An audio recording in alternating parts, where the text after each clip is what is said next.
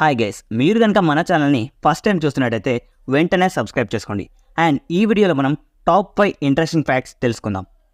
Fact number 1, మనం మెలుగుతూ ఉన్నప్పుడు మన బ్రెయిన్ దాదాపు ఒక చిన్నపాటి బల్బ్ను వెలిగించేంత ఎలక్ట్రిసిటీని ప్రొడ్యూస్ చేస్తుందంట. ఫ్యాక్ట్ నెంబర్ 2, రీసెంట్గా ఈజిప్ట్ తవ్వకాల్లో కొన్ని కుండలు బయటపడ్డాయి.